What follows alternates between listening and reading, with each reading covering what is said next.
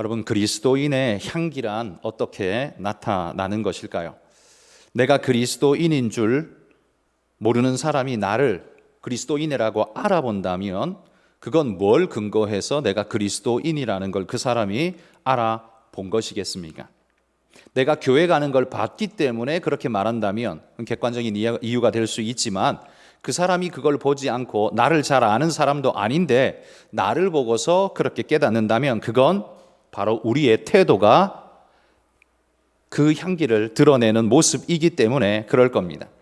삶의 자세와 태도가 평범하지 않다면 그건 그 사람을 지배하는 기준이 남들과 다르다는 것을 의미하는 것이죠. 다른 가치와 기준으로 살기 때문에 다른 이들과 다른 삶의 자세가 나오게 되는 겁니다. 우리는 성공한 사람들의 성공을 굉장히 부러워합니다만 정작 그들이 성공하기까지 이르기까지 그들이 줄곧 해왔던 정작 삶의 그들의 태도, 그 태도는 우리는 배우려고 하지 않습니다. 그러니까 여름 내도록 땀 흘린 농부의 수고는 보지 않고 맺힌 열매만 보면서 그걸 따먹으려고 덤비는 게 우리의 모습이라는 거죠.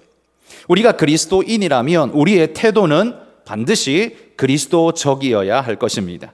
그리스도를 닮아야 한다는 말이죠. 그걸 성경에서는 그리스도의 향기라고 표현합니다. 그리고 그런 우리의 모습을 통해서 그리스도의 메시지가 전달되기 때문에 성경은 또 우리를 가리켜서 그리스도의 편지라고 이렇게 부르는 거죠.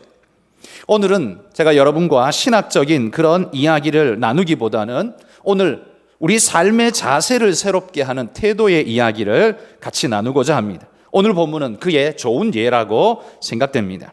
오늘 말씀에 보면 아브라함이요, 어느 날 뜨거운 오후에 졸다가 눈을 떠보니 낯선 세 사람이 서 있는 것을 발견하게 됩니다.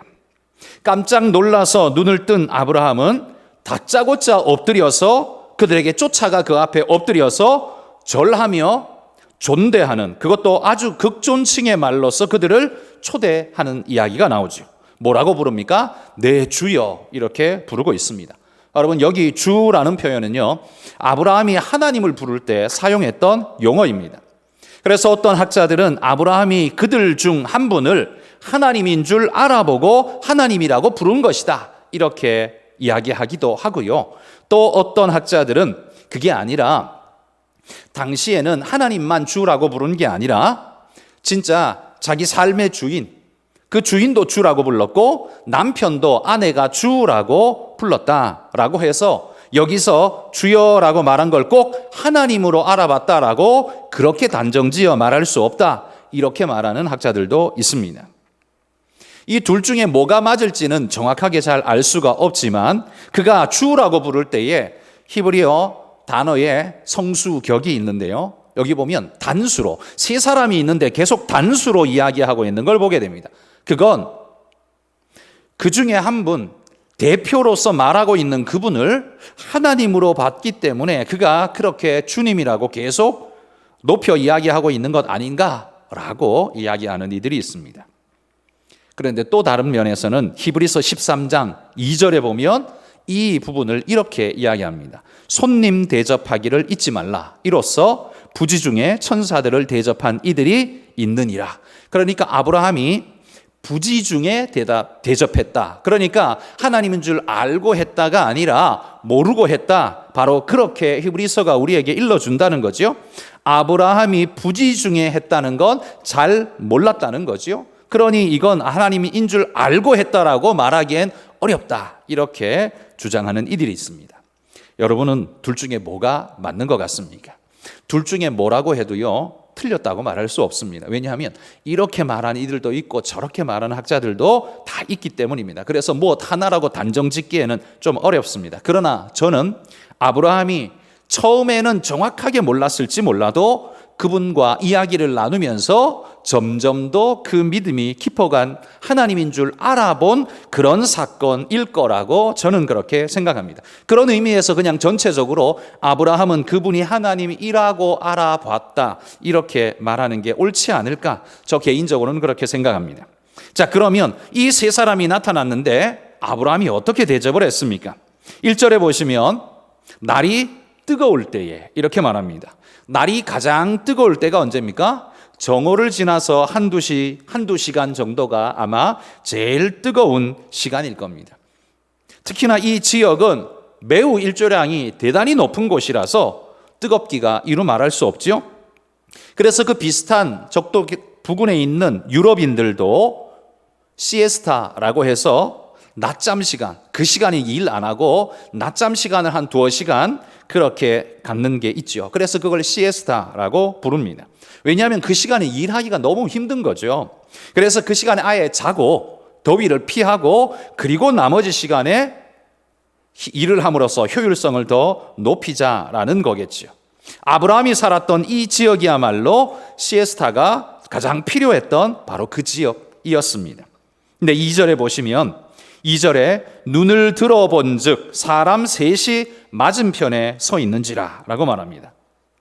이게 뭐 하다가 눈을 들어봤는지 모르지만 아마도 뜨거운 낮에 가만히 앉아 있다 보면 졸리기 때문에 아마 졸았든지 잤든지 하지 않았을까 생각이 듭니다. 그런데 눈을 떠보니까 사람 셋이 갑자기 이렇게 보이는 겁니다. 갑작스레 나타난 듯한 이런 상황이죠. 이런 갑작스러운 출현이야말로 신의 등장을 의미하는 것 아닐까 그런 생각이 듭니다. 아브라함도 그렇게 받아들였을지 모릅니다. 깜짝 놀란 아브라함은요, 그들을 보자마자 장막문에서 일어나 막 달려가서 그들 앞에 엎드려서 간청합니다. 내 주여, 내 장막에 와서 쉬었다가 드시고 가십시오. 이렇게 말합니다. 아는 사람이 아닙니다. 그냥 지나가는 사람입니다. 그런데 이렇게 주여라고 말하면서 극진한데도 그것도 엎드려서 절하는 이런 모습, 이건 우리에게 오늘 우리 시대 우리에게는 굉장히 생경한 모습이 아닐 수 없습니다. 그렇지만 고대 이 이스라엘의 지역에서는요, 존대할 사람을 대하는 자세로 이렇게 엎드려 맞이하는 건 흔한 일이었다고 합니다. 그런데 조금 의아한 건 아는 사람, 존대해야 할 사람인 줄 알았다면 그렇게 하는 것이 당연하겠지만 몰랐는데도 이렇게 한다는 건 참 대단한 일 아닌가. 그래서 아브라함이 그를 진짜 주님으로 알아본 것 아닌가라고 우리는 또 그렇게 말해볼 수 있다는 거죠.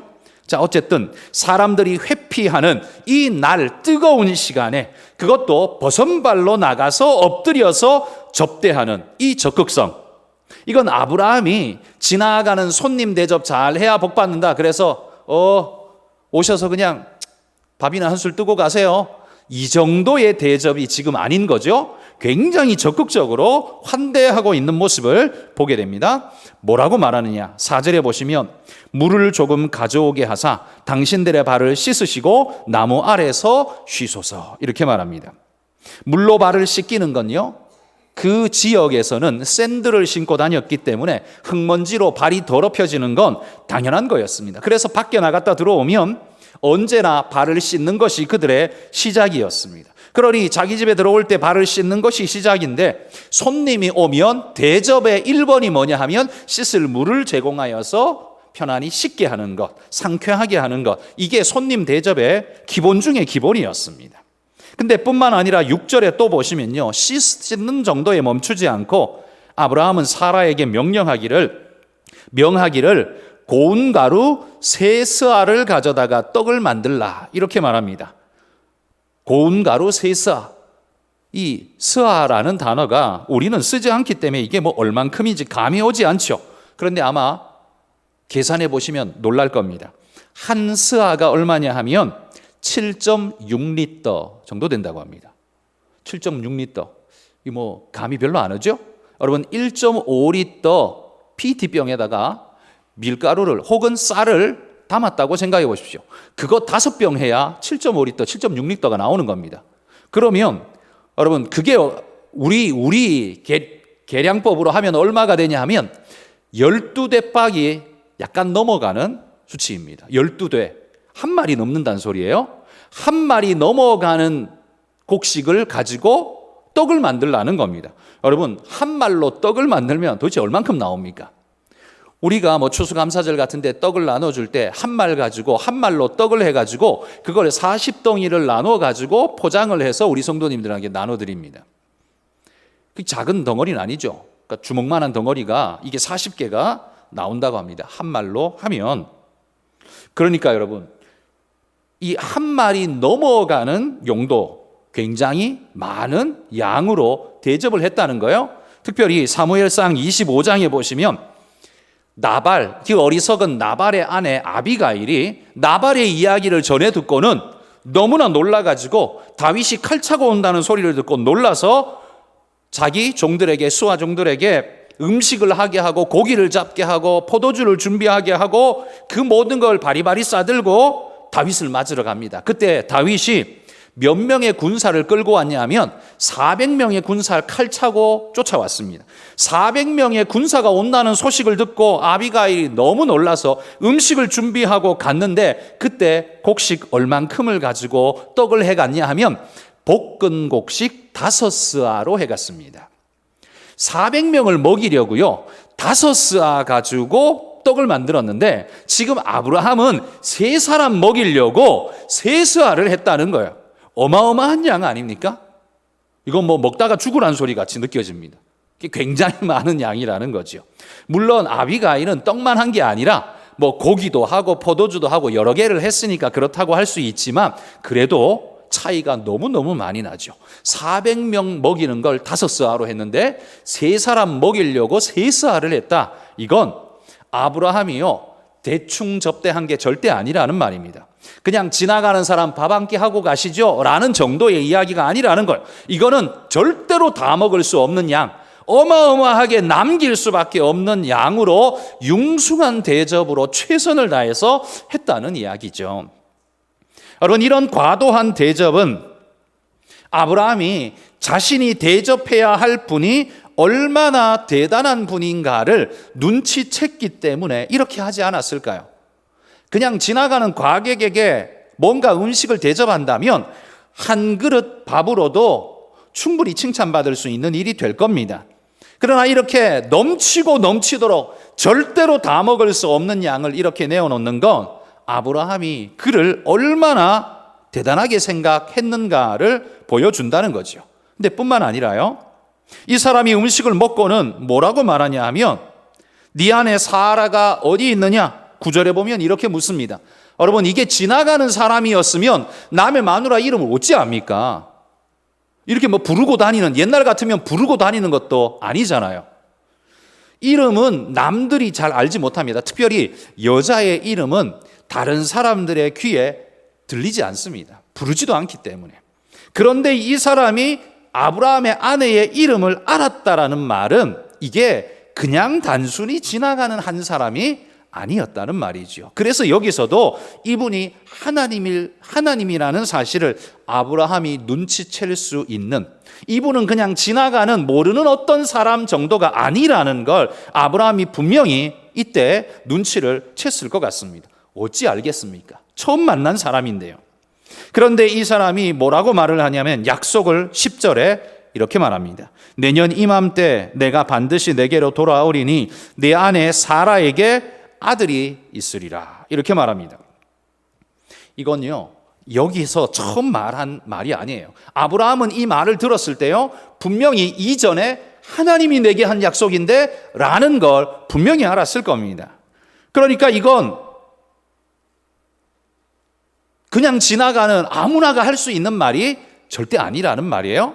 그리고 그 말을 들어보니까 이 말은 분명히 하나님이 내게 한 말인데 이 사람이 똑같이 하네? 내 아내 이름을 어떻게 알지? 이 모든 걸 종합해 보니까 이분은 하나님이시다라는 사실을 그가 점점 더 마음에 확신을 가지게 되었을 겁니다. 우리가 오늘 살펴보는 18장 바로 앞장 17장 19절에 그 말씀이 나와요.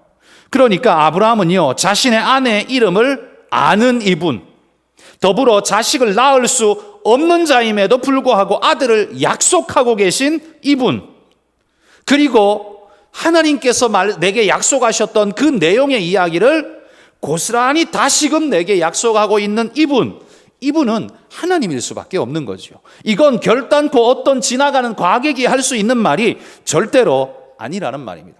졸다가 눈이 번쩍 떠서 3사람 초대할 때에는 긴가민가 했을지 모르지만 그분과 대화를 나누다 보니까 이게 이분이 하나님이시구나라는 생각이 점점 더 굳어져 갔을 겁니다. 아까 히브리서 13장 2절에 부지 중에 대접했다라고 말했는데요. 이건 그가 처음에 시작할 때 부지 중에 대접했기 때문에 그렇게 말하는 겁니다. 근데 알고 보니까 이분이 누구예요? 하나님이셨다는 겁니다. 그래서 여러분, 우리가 여기서 히브리서 13장 2절 말씀을 다시 한번 우리 읽으면서 되새겨 봅시다. 함께 읽습니다.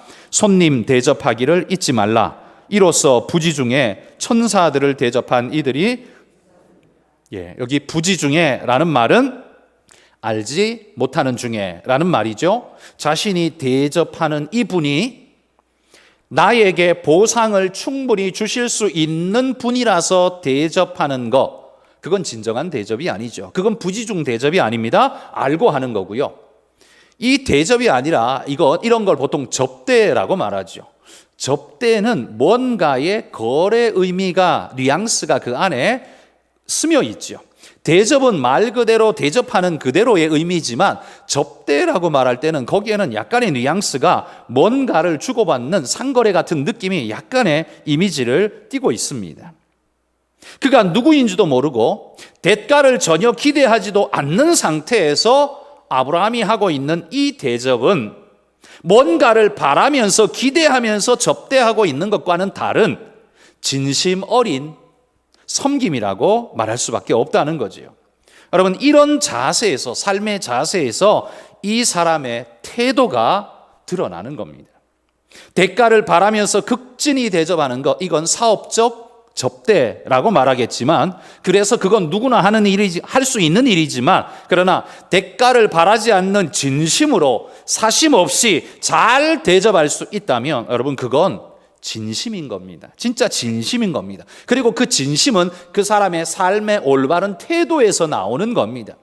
어떤 이익에서 나오는 게 아니라 삶의 건강한 태도에서 나온다는 말이죠. 우리의 조상들도요, 손님 대접하기를 참 잘했습니다. 이웃 간에도 작은 것이라도 나눠 먹었고요. 그렇게 나눠 먹을 때 얻어 먹으면 빈손으로 보내지 않고 그 그릇에다가 뭐라도 담아가지고 돌려보내는 게 우리 조상들의 아름다운 미덕이었지요. 근데 이게 우리 조상들뿐만 아니라요, 우리 믿음의 선조들, 그러니까 우리의 혈통상 한민족이 아니라 성경에 나오는 믿음의 선조들도 역시 손님 대접하는 걸 매우 중요한 신앙적 사역으로 생각했다는 겁니다. 손님 대접하는 걸 도덕적 개념이 아니라요, 신앙적 개념으로 받아들였다는 거예요. 그 손님이 누구라 할지라도, 잘 알지 못하는 사람이라 할지라도 손님 대접하는 일에 최선을 다했고, 그게 교회에서는요, 교회 일꾼을 세울 때 자격 요건처럼 작동했다는 말이에요. 이거 어떻게 알 수 있느냐? 로마서 12장 13절에 사도 바울이 교회에 이렇게 명령합니다. 읽어봅시다. 성도들의 쓸 것을 공급하며 손 대접하기를 힘쓰라. 사도의 명령이에요. 이게 그냥 도덕의 이야기를 그냥 하고 있는 게 아니라 이게 신앙적 명령으로 화해진 메시지라는 말이죠. 손님 대접은 교회가 성도들을 가르칠 때요, 반드시 해야 할 덕목으로 교회에서 가르쳤단 말이에요. 그러니까 이거는 도덕 윤리로 유교에서 그냥 가르치는 이야기가 아니라 하나님께서 하나님의 교회에서 성경적 가르침을 성도들에게 가르칠 때 손님 대접하기를 잘해야 한다. 힘쓰라. 이것이 우리의 신앙의 표현이다. 이렇게 말했다는 거예요. 그래서 기독교 윤리학자인 크리스틴 폴이라는 분이 이렇게 이야기를 했습니다. 우리가 로마서 12장 1절에 나오는 것처럼 우리를 거룩한 산제사로 드리는 중요한 방법이 뭐냐? 그건 손님 대접하는 것이다. 이렇게 이야기를 할 정도였습니다. 손님 잘 대접하는 게 거룩한 산제사가 되냐? 그게 거룩한 산제사의 삶의 태도라고 지금 말하는 겁니다. 손님 대접하는 것이 우리를 거룩한 산제사로 드리는 방편이 된다라고까지 지금 이야기하고 있다는 말이에요. 그러니까 손님 대접하는 걸 그냥 도덕의 경지에, 도덕의 수준에 그냥 이렇게 던져놓는 게 아니라 그걸 신앙의 경지까지 가지고 온 삶의 신앙 모습으로, 삶의 신앙이 녹아진 모습으로 그렇게 표현하고 있다는 거죠. 이게 산제사다라고 표현하고 있다는 겁니다. 여러분, 이에 비추어 본다면 아브라함은요, 자신의 삶에 거룩한 산제사로 드리는 삶을 너무너무 잘 살았던 사람이었다라고 말할 수 있는 겁니다. 오늘날 우리 지금 현대 21세기 우리 대한민국의 시대에는요, 대접을 잘하면 색안경을 끼고 봅니다. 왜냐하면 이 접대를 뇌물로 인식하는 이 인식적 잣대가 우리 안에 이미 자리에 박혀 있기 때문입니다. 누군가에게 접대를 잘하면 저 사람 뭐 지금 뇌물 주는 거야? 뭘 꿍꿍이가 있는 거야? 이렇게 독사의 눈을 뜨고 지켜봅니다. 그러다 보니까 대접을 잘 하는 것도 되게 부담스럽고요, 대접을 받는 것도 부담스럽습니다. 목사인 저도 그래요. 어디 좋은 식당에 초대를 받아서 어느 우리 성도님이 좋은 식당에 가서 뭐 목사님 그러면서 하면 괜히 옆에 사람 자꾸 눈치가 보여요. 안 믿는 사람, 옆에 있는 식당에 찾아온 다른 손님들이 굉장히 눈치가 보여요. 사람들이 계속 길껏 보는 것 같고요. 그래서 밥 먹는 게 되게 부담스럽고, 대접을 오히려 뚝배기를 대접받으면 편하게 먹겠는데, 이게 막 5, 6만 원짜리를 대접받으면 이게 목구멍으로 넘어가는지 콧구멍으로 넘어가는지 불편해가지고 자꾸만 옆 사람 신경이 자꾸 쓰이는 거예요.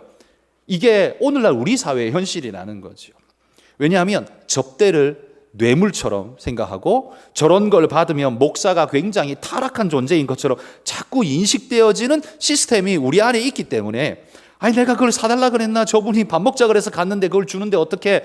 나는 그렇게 말할 수 있지만, 보는 사람, 다른 사람들은 뭐 그렇게 봐주지 않죠. 자기 생각하고 싶은 대로 생각을 해보니까요. 그러니까 이 대접이라는 것도요, 이거 받는 것도 불편하고 하는 것도 불편하고, 오늘 시대는 굉장히 불편한 시대가 돼버렸습니다. 그들이 이런 눈으로 보는 건 자기 딴에는 그래도 정의구현이라는 개념을 가지고 저런 불법과 부정과 비리들은 잘라내야 돼, 이런 마음으로 자기는 그렇게 본다고 말할지 모르지만, 그 덕분에 우리 사회는 굉장히 메말라졌고 비인간적인 사회로 추락해 가고 있는 것은 사실인 것 같습니다. 그러나 여러분, 오늘 성경이 말하고 있는 것처럼, 아브라함이 하고 있는 것처럼 손님 대접하기를 잘 하시기를 바랍니다. 초대 교회의 신앙의 덕목이 손님 대접이라는 겁니다. 감독의 조건에도 손님 대접 잘 하는 걸 이야기하잖아요. 집사의 조건에도 그렇게 말하잖아요. 손님 대접 못하는 건요, 신앙의 축에도 못 낀다, 이렇게 말하는 게 그게 성경의 가르침이라는 겁니다. 그러니 그리스도인으로서 그 사람이 내게 유익이 되든 안 되든 상관없이요, 손님 대접을 잘 하는 건 부지중에 천사를 대접했던 믿음의 선배들처럼 우리도 하나님을 대접하는 마음으로 하나님께서 보낸 사람, 내가 누군지 잘 모르지만 하나님께서 내게 보내셨다면 내 손님인 줄 알고 그렇게 대접을 잘할 수 있고 좋은 말로 대할 수 있다면 그게 바로 신앙이다 라고 이야기해주고 있다는 겁니다. 여러분, 그런 분들이 되시기를 소망합니다. 오늘 우리 사회가 되게 척박하고 힘들지만 여러분, 대접이 꼭 뭘 좋은 걸 먹여야 대접입니까? 좋은 말로, 온화한 미소로 그를 대하는 것도 좋은 대접 아니겠습니까? 그리스도인은 그렇게 우리 이웃을 대하고 우리 믿음의 사람들을 대하는 것이 신앙의 바른 자세라고 성경이 말하고 있고, 우리의 믿음의 선조 아브라함이 그렇게 하고 있다는 것, 이 모습 우리가 닮아갈 수 있기를 소망합니다. 그런데 여러분, 이렇게 했더니만 결과가 어떻게 됩니까? 10절에 하나님 말씀이 이거였죠. 내년 이맘때 사라에게 아들이 있으리라. 이 말씀은요, 창세기 17장 19절에서 약속한 말씀이라 했습니다. 같이 한번 우리 읽어보도록 합시다. 하나님이 이르시되 아니라 내 아내 사라가 내게 아들을 낳으리니 너는 그 이름을 이삭이라 하라. 내가 그와 내 언약을 세우리니 그의 후손에게 영원한 언약이 되리라. 사라가 아들을 낳을 터인데 이름을 이삭이라고 하라고 이름까지 지어줬습니다. 그러니까 아들 낳는 일은 기정사실이라는 걸 확증하고 있는 거죠. 그런데 그 약속을 해주고 이건 내년이다 이렇게 말하진 않았어요. 그런데 지금 18장에 와서는 하나님이 그 아브라함을 찾아와서는 내년 이맘때라고 분명하게 약속, 날짜까지 이제는 확증해주고 있습니다. 바로 앞장 17장에서 했던 말씀을 다시 오셔서 확실하게 못 박아주고 있다는 거지요. 여러분, 만약에 아브라함이요, 이 주님을 대접하지 않고 눈 실눈 뜨고 보니까 저 앞에 세 사람이 서 있네, 아 귀찮아라, 그리고 눈 감고 다시 잤더라면 어땠을까요? 그렇게 하나님을 대접하지 않았다면 이 약속의 말씀을 들을 수 있었을까요? 아마 못 듣고 지나갔을 겁니다.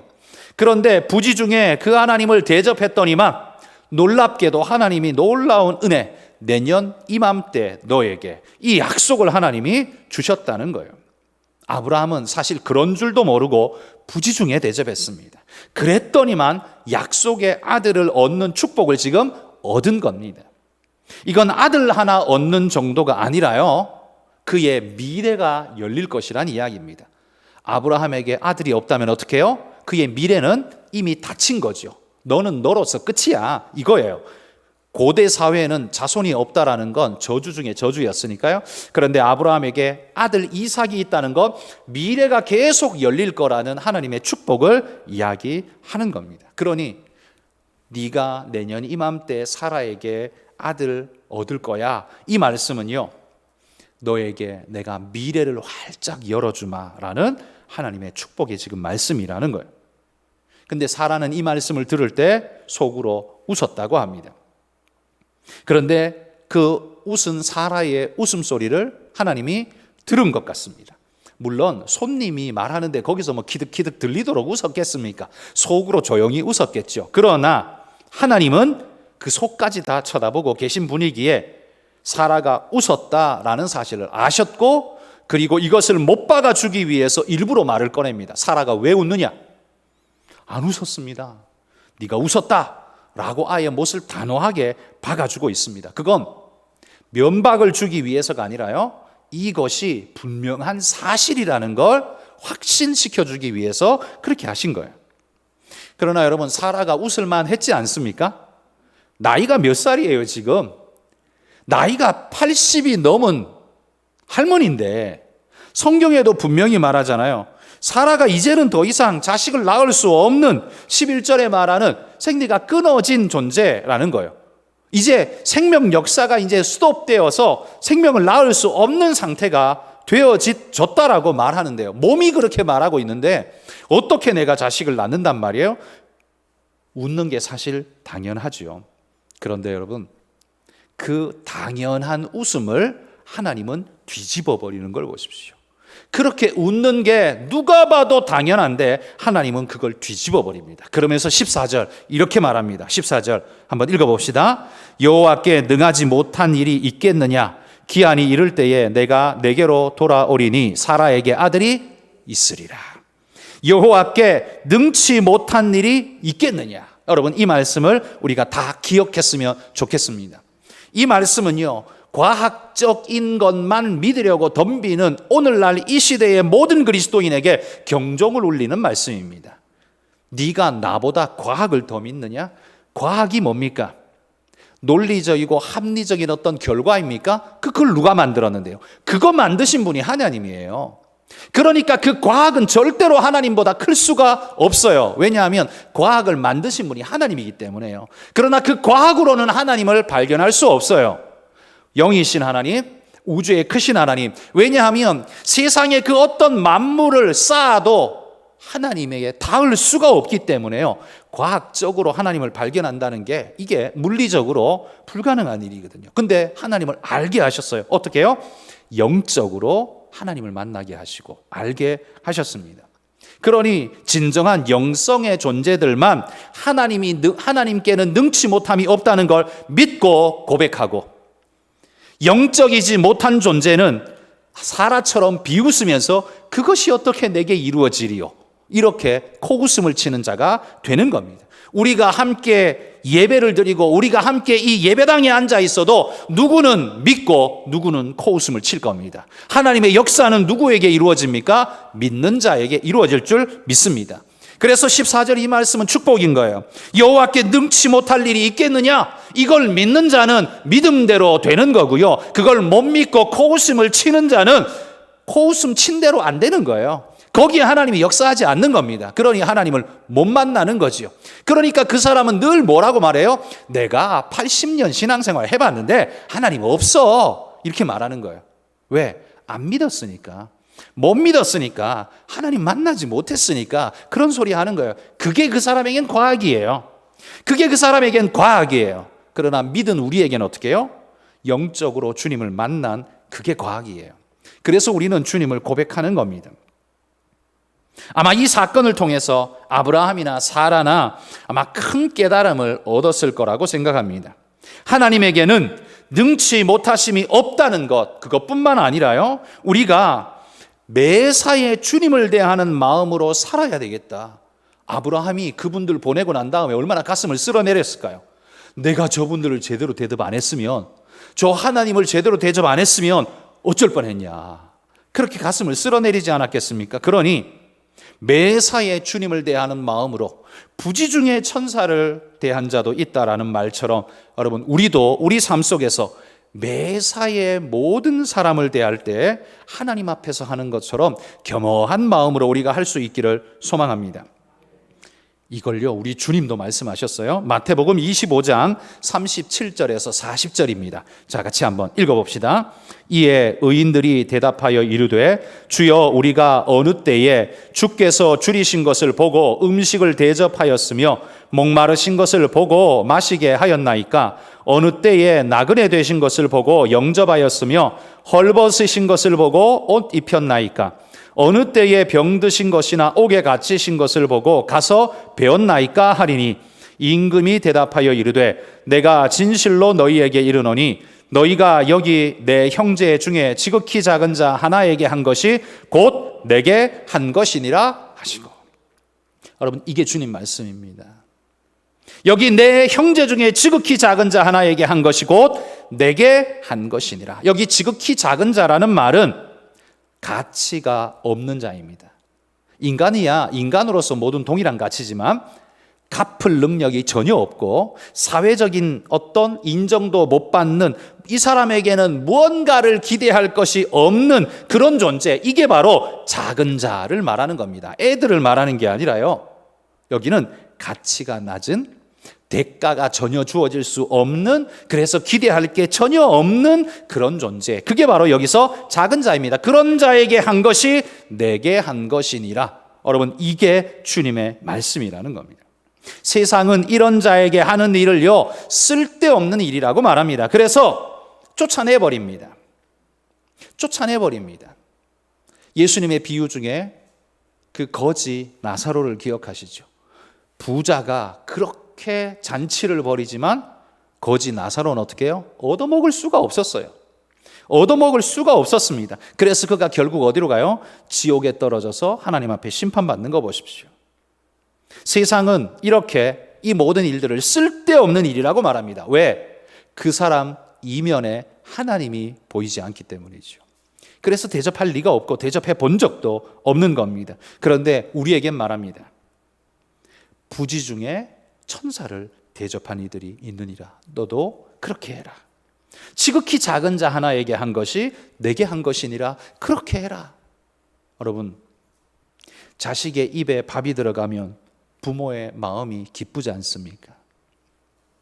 그런 것처럼 하나님이 우리를 보면서 가장 작은 자이지만 그가 대접을 받으면 하나님이 그거 보면서 배가 부르고 나는 기쁘다 라고 하나님이 지금 말씀하시는 겁니다. 그 축복을 하나님께서 계산하고 계신다는 거 잊지 않는다는 거예요. 내가 갚아주겠다라고 말씀하는 겁니다. 내 자식에게 눈깔 사탕 하나 사주면요, 그분 우리 집에서 따뜻한 밥 정찬으로 대접하고 싶은 마음이 부모의 마음 아니겠습니까? 기껏해야 눈깔 사탕 그거 몇십 원짜리 몇백 원짜리 눈깔 사탕 한 개밖에 안 줬는데, 그런데 나는 몇만 원짜리 대접할 마음이 있지 않습니까? 그게 사랑이죠. 주님께서도 우리에게 지금 그렇게 말씀하고 있는 겁니다. 특정한 사람에게만 잘하는 것, 여러분, 그건 자세가 아닙니다. 그건 작전입니다. 어떤 작전이요? 내가 요만큼 줬으니까 네가 이만큼 줘야 돼. 작전이죠. 그건 자세가 아니에요. 삶의 자세가 아닙니다. 그러나 여러분, 아브라함은요, 이런 바른 자세가 삶의 일상의 태도가 되었기에 부지 중에 자다가 깨어서도 그 일을 감당하는 자가 되었다는 겁니다. 자다가 깨어서 작전을 어떻게 틉니까? 머리도 잘 안 돌아가는데, 그러나 아브라함은요, 그게 작전이 아니라 자세였다는 겁니다. 그대로의 삶의 자세였다는 거예요. 하나님은 우리 그리스도인들이 이게 자세가 되기를 원한다는 거예요. 네가 작전을 펴는 게 아니라 이게 네 자세가 되기를 원한다라고 지금 말씀하는 겁니다. 주님은 바로 그런 우리의 삶의 태도를 보시고 그 태도가 그리스도의 향기가 되기를 원하시고 그 향기가 다른 사람에게 그리스도의 편지가 되기를 주님은 오늘도 원하고 계신다는 사실, 우리 마음속에 새기면서 우리 삶의 자세와 태도가 건강하고 아름답게 이루어질 수 있도록 그런 믿음으로 구축되어가는 우리 모두가 되기를 주의 이름으로 축복합니다. 기도하겠습니다. 하나님 아버지